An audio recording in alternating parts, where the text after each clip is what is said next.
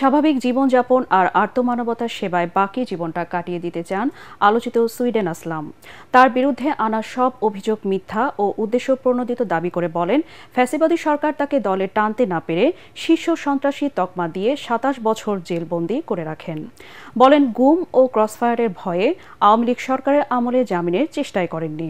আসলামের কাছে সেই সময়কার মুক্ত বাংলাদেশের চেয়ে নিরাপদ ছিল কারাগারের বন্দি জীবন।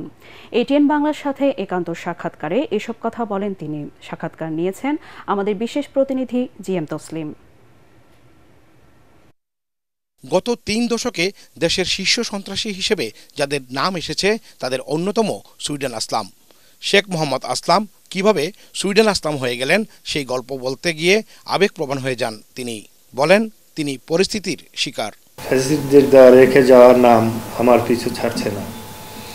বর্তমান অন্তর্বর্তী সরকার আমলে আমি বিভিন্ন মাধ্যমে জানতে পেরেছি যে এলাকার কোনো বিশৃঙ্খলা, চাঁদাবাজি ও জবরদখলের ঘটনা ঘটলে একটি স্বার্থন্বেষী মহল সব কিছুতেই আমার নাম জড়ানোর অপচেষ্টা করছে। আমি এর তীব্র প্রতিবাদ জানাচ্ছি।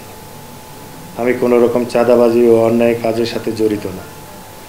আমি আমার নাম ব্যবহার করে কোনো ব্যক্তি কোনো ধরনের অপকর্ম করে তাকে আইনের আওতায় তুলে দিন।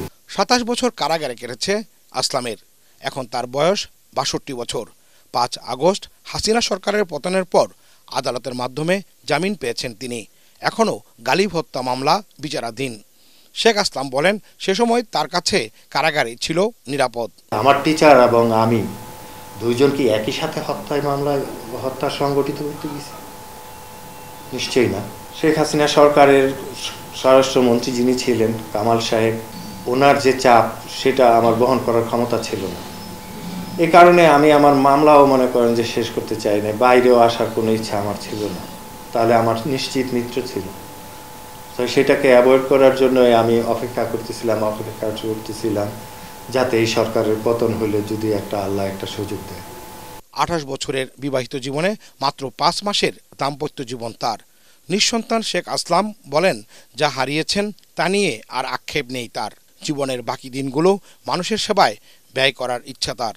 এরই মধ্যে নানা সামাজিক কর্মকাণ্ডে নিজেকে যুক্ত করেছেন আসলাম। রাজধানীতে তার বাসায় প্রতিদিনই ভিড় করেন সেবা প্রত্যাশী নানা বয়সী মানুষ। এসব মানুষকে নিয়ে স্বপ্ন দেখেন আসলাম। বলেন, আর যেন কোনো যুবককে মিথ্যা অপবাদে সন্ত্রাসী তালিকায় নাম লিখিয়ে নির্বাসিত জীবন কাটাতে না হয়। সন্ত্রাস আসলে সুন্দর কোনো বিষয় না। তো আপনি কেন সন্ত্রাসকে গ্রহণ করবেন? নিশ্চয়ই সন্ত্রাসের চাইতে শান্তির পথে আপনি হাঁটেন, আপনি অনেক বেশি পপুলার, জনপ্রিয়তা পাবেন এবং ভালো মানুষ হিসেবে আখ্যায়িত হবেন। তাহলে ভালো মানুষের চাইতে একজন সন্ত্রাসী হওয়া খুব বেশি কি প্রয়োজন?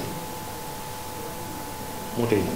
কারাগারে ২৭ বছরের অভিজ্ঞতা বর্ণনা করতে গিয়ে শেখ মোহাম্মদ আসলাম বলেন, বিশ্বের উন্নত দেশের কারাগার হয় সংশোধনাগার, আর বাংলাদেশের কারাগার ঠিক তার উল্টো। তাই সংস্কারের মাধ্যমে কারাগারগুলোকে সংশোধনাগারে রূপ দেওয়ার দাবি তার। GM Taslim, ATN Bangla, Dhaka.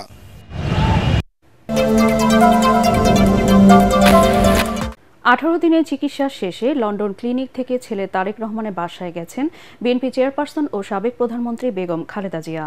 লন্ডনের স্থানীয় সময় শুক্রবার রাত ৯:৩০ আর বাংলাদেশ সময় রাত ৩টার দিকে হাসপাতাল থেকে বাসায় আসেন তিনি। চিকিৎসকদের পরামর্শ নিয়ে হাসপাতাল থেকে তাকে বাসায় আনা হয়েছে। খালেদা জিয়ার ব্যক্তিগত চিকিৎসক ডাক্তার AZM জাহিদ হোসেন এ তথ্য জানিয়েছেন। তিনি আরও জানান, ছেলের বাসা থেকে তার পরবর্তী চিকিৎসা চলবে।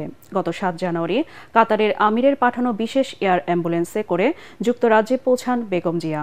এয়ারপোর্ট থেকে সরাসরি হাসপাতালে নেওয়া হয় তাকে।